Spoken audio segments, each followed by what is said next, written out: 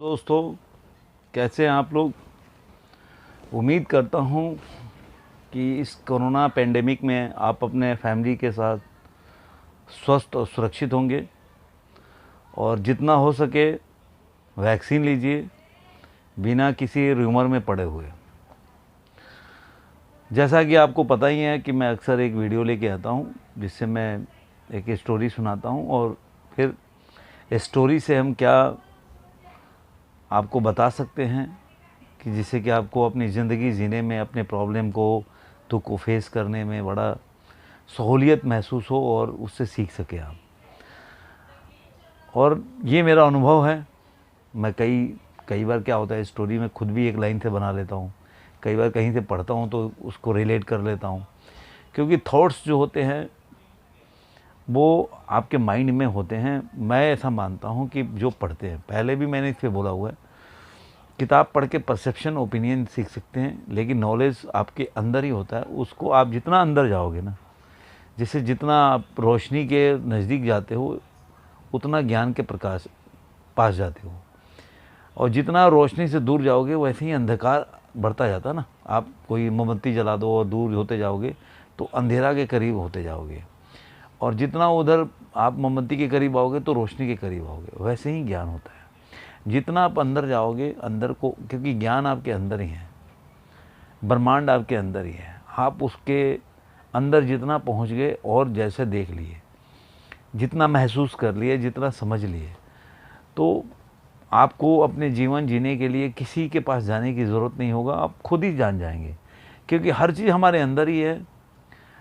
मैंने पहले एग्जाम्पल भी दिया था कि महात्मा बुद्ध को किसी ने बोला कि आपको ज्ञान मिल गया, आपको कैसा लग रहा है, तो उन्होंने यही जवाब दिया था कि जो मिला हुआ था वही मिल गया। तो हर चीज़ हमारे अंदर ही है। अब ये आदमी के ऊपर है कि कितना हम अंदर जा पाते हैं। चूँकि हम समाज में रहते हैं, हम इतना, और ये अंदर जाने का काम बड़ा जोखिम का है, तो इसलिए हम उसने अंदर पहुंच नहीं पाते। या तो हम डरते हैं, अपने आप से जानने से डरते हैं, क्योंकि हम बाहर जो दुनिया होती है उसी में संलिप्त रहते हैं, उसी में घूमते हैं, जिसको हम मोह कर लो, माया कर लो, दूसरी दुनिया में जीते हैं। किसी के माँ होते हैं, किसी के पिता होते हैं, किसी के बेटे होते हैं, किसी के दोस्त होते हैं। हम इन चीज़ों में रहते हैं और जिसकी वजह से हम अपने रिलेशन में जीते हैं, मोह में जीते हैं। हम अपने आप के बारे में, आपसे कोई पूछे कि आप कौन हो, आप सोच के देखना, आँख मूंद करके, आपको जवाब क्या आएगा। मेरा नाम रणधीर है, मैं फलाना आदमी का बेटा हूँ, फलाना सिटी में रहता हूँ। आप कौन है, ये आप अपनी वस्तु स्थिति को व्याख्या कर रहे हो। आप अपने बारे में नहीं बता रहे कि आप क्या हो, आप कौन हो। आप ये बता रहे हो कि एक बंदा यहाँ रहता है, आप रिलेशन बता रहे हो कि आप मुंबई में रह रहा है, बिहार में रह रहा है, कहीं रह रहा है, और वो इस आदमी का वो बेटा है, संतान है, बाप है, जो भी है, वो रिलेशन बता रहे हो। आप ये नहीं बता रहे हो आप कौन हो, आप नहीं बता पाते। तो कहने का क्या मतलब है कि ज्ञान हमारे अंदर ही होता है, और चूँकि हम जितनी सुख की कामना करते हैं उतना दुख भी मिलता है, क्योंकि दुख कहीं बाहर नहीं होता। हम सुख को बुलाते हैं, उसके साथ दुख भी आता है, क्योंकि जो सुख नहीं मिलता वो दुख हो जाता है। आपने एक अपेक्षा किया कि मुझे ये चीज़ मिलना चाहिए और वो चीज़ नहीं मिलेगा तो दुख हो गया, क्योंकि हमने टारगेट फिक्स किया। तो टारगेट किस चीज़ का था, दुख का टारगेट था। आपने सुख का टारगेट फिक्स किया, तो सुख का टारगेट था, आपने फिक्स किया कि मुझे ये सुख मिलना चाहिए, आपको नहीं मिला, तो अब नहीं मिला। आपने कामना तो सुख की किया था, लेकिन वो फिर दुख में हो गया। तो दुख कहीं बाहर नहीं होता है। हम दुख को नहीं बुलाते हैं, हम बुलाते हैं सुख को, लेकिन जब सुख नहीं मिलता है तो हमें दुख मिलता है। इसलिए जब आप ये बात समझ जाओगे तो दुख अपने आप विलीन हो जाएगा, दुख नहीं होगा, क्योंकि आप रिलेशन में जीते हो। हम मैं तो कोशिश करता हूँ इन चीज़ों को, जब भी, जैसे मेरी माँ नहीं रही तो मैं समझने की कोशिश करता हूँ। देखिए, हम इंसान हैं, माँ के नहीं रहने से दुख होता है, और मैं काफ़ी मतलब कुछ अलग स्थिति में था कि मैं ज़्यादा बोल नहीं पाता था, लेकिन फिर भी मैं कोशिश किया अपने आप को समझाने के लिए कि देखो ये ऐसा है, ये चीज़ है। तो थोड़ा मेरे को उससे मदद मिला मेरे को बाहर निकलने से। अब मैं ये वीडियो बनाया हूँ, जैसा कि देर न करते हुए कहानी शुरू करते हैं कि मैं कहानी सुनाता हूँ आपको, उसके बाद आपसे शेयर करता हूँ कि मैंने ये कहानी क्यों सुनाया। लेकिन कहानी सुनाने से पहले आप लोगों से विनती करूँगा कि आप प्लीज़ मेरे चैनल को सब्सक्राइब करें, लाइक करें और शेयर करें अपने दोस्तों के साथ। अगर अच्छा लगता है तो कमेंट भी करें। कोई अगर सजेशन आपको देना है तो आप वो भी दे सकते हैं।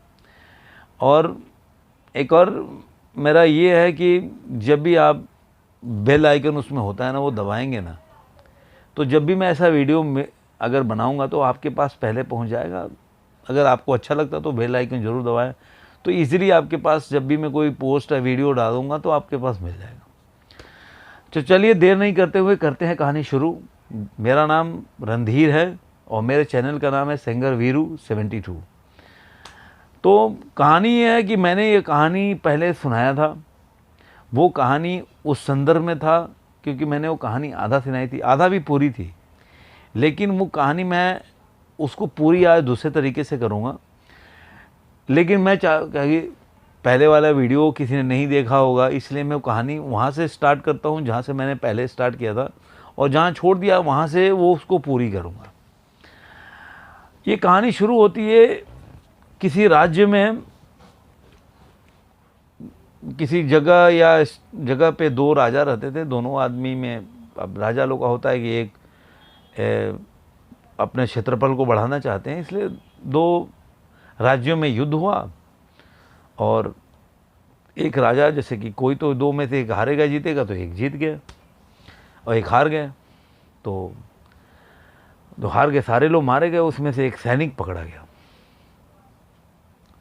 और वो सैनिक बड़ा बहादुर था। उसके बारे में बड़ा सुना गया था कि भाई बहुत बहादुर है, ऐसा है वैसा है, मतलब युद्ध में बहुत प्रांगण है, ऐसा करके। तो उसको बांध के लाया गया। तो राजा बोले कि भाई इसके साथ तो अच्छा व्यवस्था करो, इसको फांसी की सज़ा देंगे तो इसको बांध के, लेकिन जो भी चाहिए इसको, मतलब खाना पीना जो भी फैसिलिटी चाहिए जेल में दो, मतलब एक सैनिक की तरह स्वागत करो। तो उसने इच्छा जाहिर की कि भाई बीवी से मिलना है। तो बीवी जब मिलने आई कारावास में तो बड़ी फूट फूट के रोई, देखो क्या है, अब तो आप चंद दिनों के मेहमान हो और आपको फांसी हो जाएगी, तो हमारी तो ज़िंदगी ख़त्म हो गई, अब क्या करें। अब कि सैनिक हो या कोई भी हो, फैमिली होती है, तो हर आदमी के अपने पति के लिए, अपने फैमिली के लिए दर्द होता है। तो उसने दर्द जाहिर किया और बोला ऐसा सा बात है, कैसे भी अपने आंसू को पोंछा, वो दिलासा दिया, वो घर चली गई। अब फांसी तो मुकर्रर है, जब होगा तो होना है, तो होना है। तो राजा हमेशा हालचाल पूछने आते थे कि भाई अपना कोई अंतिम इच्छा बता के रखना।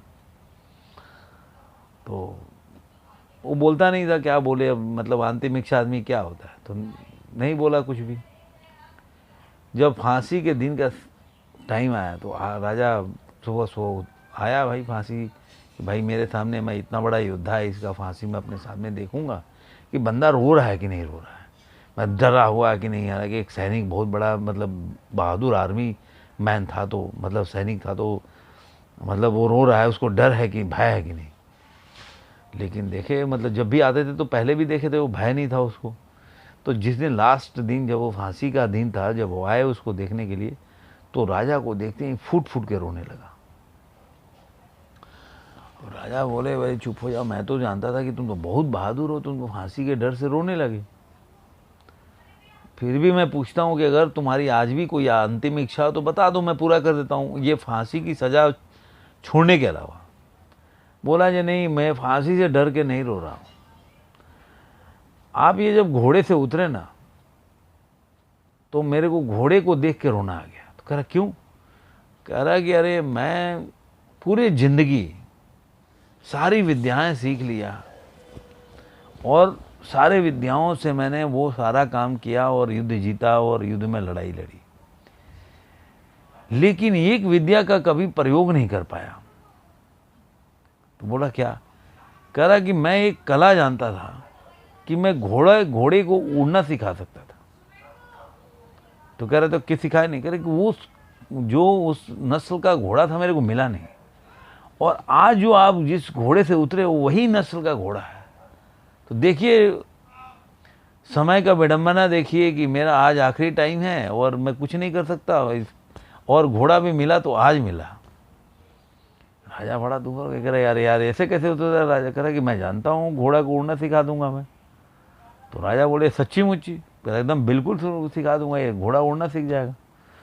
तो राजा बोले कि भाई, अब राजा को तो लालच हो गया कि भाई अगर ये उड़ने वाला घोड़ा मेरे पास हो तो ऐसे ही मेरी दूर दूर तक ख्याति पहुंच जाएगी कि अरे यार ये तो बहुत बड़ा मतलब राजा है जो उसके पास उड़ने वाला घोड़ा है। तो राजा को लालच हो गया। अब लालच ही इंसान की प्रकृति है। अगर लालच, आकांक्षा, उम्मीद अगर आपके अंदर घुस गया तो दुख की शुरुआत तो शुरू हो जाएगी। फिर आप मुंह में बंधने लगोगे और कहाँ मुंह लेके जाएगा आपको खुद भी पता नहीं चलेगा।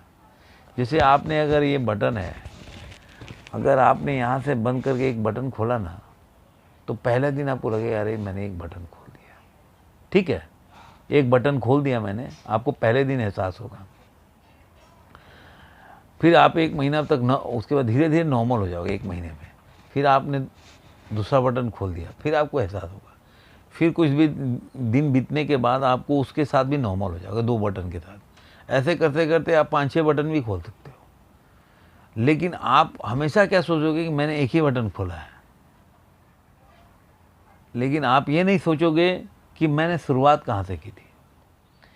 बीच में मतलब मैंने एग्जाम्पल याद है, अभी मैं यहाँ फ्लैट में रहता हूँ। मैं एक एग्जाम्पल आपको देता हूँ।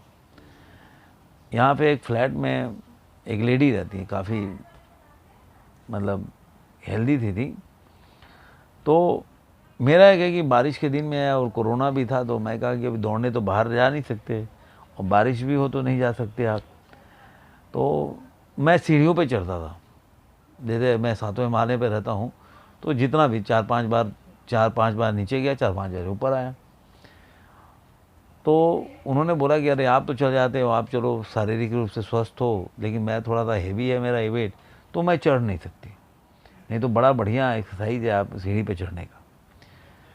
मैंने कहा चढ़ तो आप भी सकते हो, चढ़ने का कोई भी चढ़ सकता है, एक ट्रिक है मेरे पास। आप जब भी चढ़ो तो एक माले चढ़ो, 1 फ्लोर, और आप वहाँ पे 30 सेकंड के लिए 30 बार काउंट करो और रुक जाओ। और दूसरा माले पे जाओ तो ये मत सोचो कि मैं पहले माले से, आप सोचो कि यही पहला माला है, इसी से दूसरे माले पे जा रहे हो। हर बार आप सोचो कि मैं एक ही माला चढ़ रही हूँ, वेट करके आप सोचो कि मेरे को अगले माले, केवल मैं इसी फ्लोर पे रहती थी, अब नेक्स्ट फ्लोर पे जाना है। तो आप आराम से 12वें मंजिल तक भी पहुँच सकते हो। आपको लगेगा हमेशा कि मैंने एक ही मंजिल मैं ऊपर आई हूँ मैं।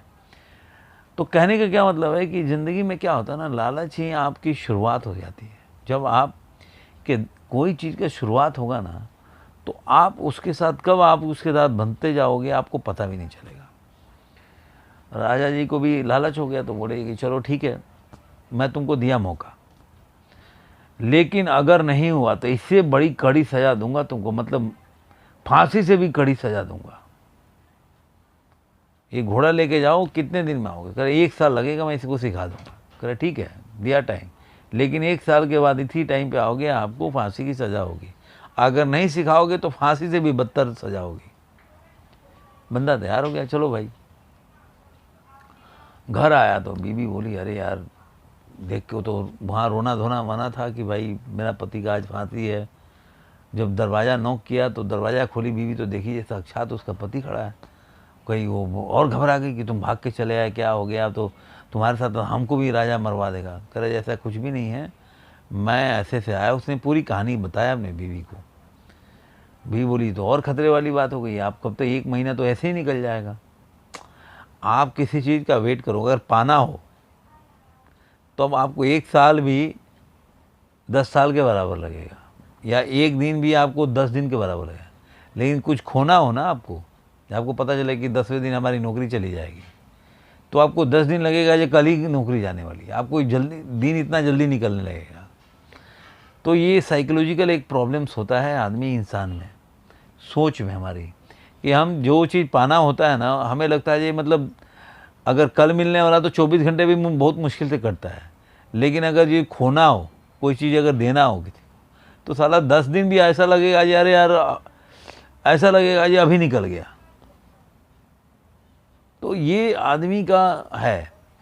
और पाना होगा तो लगेगा कि 24 घंटा, भाई 24 घंटे में रात भी नहीं कटेगी, लगेगा कितना बड़ा रात हो गया, कितना 24 घंटे निकलेगा। तो वो बोलीजिए तो ऐसा ही 1 साल तो ऐसे ही निकल जाएगा फुर से करके। और बोले यार पहले आप बैठो ना, अभी तो 1 साल तो मज़े लेने दो, 1 साल में मैं रहूँगा कि ऐसे नॉर्मल मर जाऊँगा, कि राजा मर जाएगा, कि राज रहेगा कि नहीं रहेगा, अभी से क्यों चिंता कर रहे हो, 1 साल मज़े से रहो, 1 साल के बाद देखेंगे। धीरे धीरे धीरे धीरे करते करते अब पत्नी भी भूल गई। और अब ये कहानी यहाँ से शुरू होता है, जब मैंने छोड़ा था ये कहानी यहाँ छोड़ा था, अब मैं यहाँ से कहानी को आगे ले जाता हूँ। अब ये कहानी मैंने यहाँ पे किस लिए छोड़ा था, मैंने बताया था कि जब लालच, जो मैंने आपको बताया, मोह लालच आदमी को क्या ना गढ़ लेता है, तो आदमी कितना भी कुछ पाले लेकिन उसको लगता है कम है, कुछ और पालूं। राजा को लगा सारा संपत्ति है, सब चीज़ है, लेकिन लोगों को अगर एक घोड़ा उड़ने वाला मिल जाए, वो उसकी अभाव है, तो फिर तो मतलब मैं दुनिया का सबसे बड़ा राजा हो जाऊंगा, मेरा ख्याति पूरे जगह जगह पूरे विदेशों में भी होने लगेगा कि वो राजा के पास तो उड़ने वाला घोड़ा भी है। तो अब ये था, यहाँ पे वो कहानी ख़त्म किया। अब ये कहानी वहाँ शुरू होती है कि जब धीरे धीरे उनका लाइफ चलने लगा और धीरे धीरे करके टाइम 1 साल बीत गया। 1 साल के बाद वो बंदा राजा के दरबार में आया। तो राजा ने बोला कि भाई तुम एकदम, मैं मानता था, मैं सोचा था कि तुम शायद भाग जाओगे या जो भी है, लेकिन सही में तुम सैनिक हो और बहादुर आदमी हो कि तुमने एकदम जो दिन पे बोला था उस दिन हाजिर हो गए। चलो अब बताओ, घोड़ा को उड़ना सिखा गया तो आप इसको उड़ा के दिखाओ। कह रहा नहीं है, ऐसे नहीं, ये घोड़ा में एक मंत्र इसके कान में बोलेगा तभी उड़ेगा जो आदमी जिंदगी में झूठ ना बोला हो। वो कान में अगर इसको फूंक मारेगा ना, मैं मंत्र बताऊंगा, वो करके फूंक मारेगा तो उड़ जाए। लेकिन अगर वो झूठ बोला होगा तो उड़ेगा तो है नहीं, लेकिन उसकी तत्काल मृत्यु भी हो जाएगी। अब जितने दरबार में लोग बैठे हैं, कोई उठने को तैयार नहीं कि भाई एक तो घोड़ा कहीं उड़ेगा नहीं और तत्काल मृत्यु भी हो जाएगी मेरी, क्योंकि आपने मंत्र पढ़ा, वो मंत्र का इतना पावर है कि उसका वो रिएक्शन होगा, जैसे दवाई का रिएक्शन होता है वैसे, और आपकी तत्काल मृत्यु हो जाएगी। तो जो भी जिसको भी राजा बोले, वो बोले नहीं, वो कोई उठ के जाए नहीं आगे। तो अंत में बोला वो बंदा कि एक काम करो राजा जी, अब तो समय बीतता जा रहा है, कोई आ नहीं रहा है, तो आप ही कर लीजिए, इसका कोशिश ट्राई कर लीजिए। और राजा को जब बोला तो राजा सोच में पड़ गया कि साला मैं भी कितना बार झूठ बोला हूँगा लाइफ में, और मान लो जब मैं बोलूँ, मुझे कई चीज़ याद है, कई चीज़ नहीं याद है। हम जिंदगी में कितनी चीज़ें झूठ बोलते हैं या बातें बोलते हैं, तो जरूरी नहीं है कि सारी बातें याद हो। तो हम इसलिए भी चुप हो जाते हैं, मान लो मुझे याद नहीं है कि मैंने झूठ बोला, लेकिन फिर भी हम चुप हो जाएंगे, पता नहीं अगर जान मेरा जोखिम में है। आदमी को जब जान का जोखिम होता है ना, कोई चीज़ का जोखिम होता है, तो रिस्क नहीं उठाता। जान का जोखिम में आदमी रिस्क नहीं उठाता। सारा ज्ञान जो है ना, आप दे सकते हो जहाँ पे आपका जान का जोखिम ना हो। जैसे मैंने एक एग्जांपल दिया, दुनिया में कोई भी आदमी से पूछिएगा ना कि भाई सच छत से गिरोगे तो क्या होगा, तो बोलेगा मर जाओगे। लेकिन वो चीज़ को करके देखा है क्या? सुना है ना भाई फलाना आदमी छत से गिरे या कूदे या मर गए हो, या उनका टांग टूट गया, खुद से करके अनुभव तो किया नहीं, और करेगा भी, कोशिश भी नहीं करेगा, क्योंकि उसमें जान का जोखिम है। लेकिन उसमें इन्वेस्टिगेशन भी नहीं करेगा, क्योंकि समय भी नहीं गंवाना उसमें। अभी आप मान लो कि कोई दीवार पे आप देखते होगे, कोई पार्क में घूमते हैं, वहाँ पे पेंट करते हैं चेयर पे या दीवार पे, या वो लिख देते हैं कि भाई, एक बोर्ड लगा देते हैं कि भाई कुर्सी गीला है या दीवार गीला है, इसको टच ना करें। आप देखोगे 90% लोग जाकर टच करके देखेंगे भाई सही में गीला है कि नहीं, कि वहाँ जान जोखिम में नहीं है। हमारा सारा ज्ञान, इन्वेस्टिगेशन वहीं शुरू होता है जहाँ पे हमारा कोई, मैं कुछ खोने वाला नहीं हूँ। जहाँ खोने वाली बात आ जाएगी ना, सारा ज्ञान हमारा गायब हो जाता है, सारा इन्वेस्टिगेशन और सारा तर्क गायब हो जाता है। वैसे ही है, अब कई चीज़ तो हम जानते नहीं हैं, अब कई चीज़ जानते हैं। तो कई बार क्या होता है कि हम जानते भी नहीं कि हमने झूठ बोला है कि नहीं बोला, लेकिन फिर भी रिस्क क्यों उठाना भाई, जान चला जाएगा। एक छोटा सा चीज़ में मैं जाके बोलूँ और पता चला मैं कभी झूठ बोला हूँ और मेरा जान निकल जाए तो राजा भी अब बढ़ते हुए कदम को खींच लिया, आगे नहीं बढ़ा। अब इससे क्या हुआ, जब कोई आदमी इसको टेस्ट करने की कोशिश नहीं किया कि भाई सही बोल रहा है गलत बोल रहा है, तो बंदे की जान बच गई, वो अपने घर चला गया सैनिक। अब इससे क्या सबक मिलता है? एक कि मैंने पहले पार्ट में समझाया था कि लालच, जब आदमी देख लेता है ना, कोई आदमी जौहरी होता है, आंखों में देख ले कि भाई बंदे को लालच है। ठग भी उसी को ठगते हैं जिनके पास पैसा हो और लालच भी हो। देखो, जिनके पास पैसा नहीं उनको तो ठगने जाएंगे नहीं, और पैसा हो और उसको लालच ही नहीं हो, भाई मेहनत से कमाएगा, चलो यार उसने 10 लाख रुपया 20 लाख करोड़ रुपए कमाया हो, मेहनत से कमाया हो, और उसको लालच नहीं है कि भाई शॉर्टकट से पैसा कमाना, कि भाई कहीं इन्वेस्ट कर दोगे 10 लाख का 20 लाख हो जाएगा 4 दिन में, तो उसको ठग नहीं पाओगे आप। लेकिन अगर पैसा हो और उसको लालच हो कि 10 दिन में मेरा दुगुना हो जाएगा, तो क्या बुराई है, तो ठग भी उसी को ठगते हैं। तो जब सैनिक को ये लग गया कि भाई राजा भी मतलब लालची है, हर चीज़ है, पावर है, पैसा है, सब कुछ है, फिर भी उसमें लालसा एक कि मुझे कुछ नया मिल जाए, कि जिससे कि मेरी और प्रसिद्धि बढ़े, मेरा नाम हो चारों तरफ। तो हर चीज़ होने के बाद भी एक लालच उसके दिल में बैठा हुआ है, एक होड़ में लगा हुआ है, जो मैं अलग दिखूं, अलग कुछ हो जाए मेरे ज़िंदगी में। तो वो उसने जज कर लिया, तो उससे आइडिया लगा लिया कि मैं कैसे इससे बचूंगा। तो जब लालच आपके अंदर होगा ना, तो जौहरी जो होते हैं, जैसे कि होता है ना कि जौहरी हीरे को परख लेता है कि कौन हीरा नकली है कौन सही है। तो आर्मी वाला था, सैनिक था, उसने परख लिया कि भाई राजा को तो है एक बीमारी इनके अंदर, तो मैं इसको यूटिलाइज कर लूँगा। अब क्या था कि मान लो कि अब दुनिया में झूठ सत्य, आप कितना भी ज्ञान दे लो कि भाई मैं तो झूठ नहीं बोलता, आप जाए सबके जबान पे है, क्योंकि वो शब्दों को बोलते हैं, उसके मीनिंग को नहीं बोलते। शब्द जो बोलोगे मैं झूठ नहीं बोलता, लेकिन अपने कॉन्शसनेस से आप सोचो कि मैं झूठ नहीं बोलता, ये भी तो एक झूठ नहीं है। क्या आप जानते हो कि आपने कभी झूठ नहीं बोला है? लेकिन 100%, मैं 99% भी नहीं बोल रहा हूँ, मैं इंक्लूडिंग मी भी बोल रहा हूँ, ऐसा कोई व्यक्ति नहीं हो जो कभी झूठ नहीं बोला हो। लेकिन हर आदमी बोला है मैं तो झूठ बोलता ही नहीं। मतलब कहने के मतलब ये है कि जब भी हम किसी की व्याख्या हम दूसरे के लिए करते हैं ना, तो अपने को तर्क में जरूर, अपने को कसौटी में जरूर उसको रखना चाहिए। ऐसा जरूरी नहीं कि जब आपका जान जोखिम में आए तभी आप अपने को कसो। निरंतर अपने को भी देखना चाहिए, अंत हमें जाके झांकना भी चाहिए। अपने को क्लीन भी करते रहना चाहिए। आपके अंदर जो कचरा है ना, वो साफ होता रहेगा। आपका घर साफ रहेगा तो वातावरण भी साफ रहेगा। अभी घर में आप अच्छे डेली सफाई कर रहे हो तो आपको बैठने में मज़ा भी आएगा। वैसे ही आपका मन भी, जब चारों तरफ अंदर क्लीन, दिमाग, कॉन्शसनेस सब सही है, तो आपका मन भी सही रहेगा।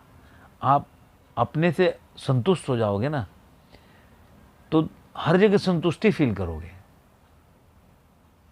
जो आदमी अपने से संतुष्ट नहीं होता, कोई भी चीज़ दिला दोगे ना उसको, वो संतुष्ट नहीं होता, क्योंकि स्वयं में संतोष नहीं है उसको।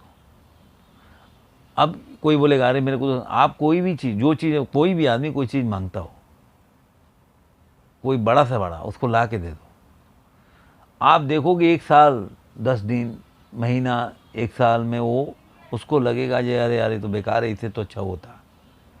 मतलब वो संतोष उस वस्तु में नहीं था, उसके मन में था, क्योंकि असंतोष है उसके मन में, वस्तु में नहीं है। वस्तु में संतोष असंतोष नहीं होता है, आपके मन में होता है। आप खुद ही सेटिस्फाई नहीं हो, आप एक टाइम बीइंग के लिए असैटिस्फाई होते हो। वो जैसे वो टाइम के साथ आप जब वो उसकी निकटता बढ़ती है, आपका सेटिस्फेक्शन गायब हो जाता है, क्योंकि आपके अंदर है नहीं वो चीज़। आपने अपने को बेवकूफ़ बनाया होता है, अपने को चीट करते हो। जैसे शब्द बोलते हैं ना, शब्दों में बोलते हैं, अरे मैं तो झूठ नहीं बोलता, वैसे ही अपने को भरमा के रखे हो, अपने को एक माया जाल में फंसा के रखे हो कि मैं तो सही आदमी हूँ। क्या आपने कभी आकलन किया अपनी ज़िंदगी में आप सही हो गलत हो? आप जो काम करते हो, जो भी बोल रहे हो, आपका चेतन मन से कॉन्शसनेस आपका बोलता है कि हाँ आपने ये काम पहले नहीं किया है? नहीं। तो सारे दुख का कारण यही होता है। तो कभी भी आप अपने जीवन के प्रक्रिया में ढालो, अपने अंतःकरण को जब भी आप कोई काम करो तो पहले अपने आकलन करो, ऐसे देखो कि मैंने वो काम किया या जो कर रहा हूँ वो सही है। धन्यवाद दोस्तों, मैं वीडियो यहीं एंड करता हूँ। फिर मिलेंगे एक नई वीडियो के साथ, तब तक के लिए प्रणाम।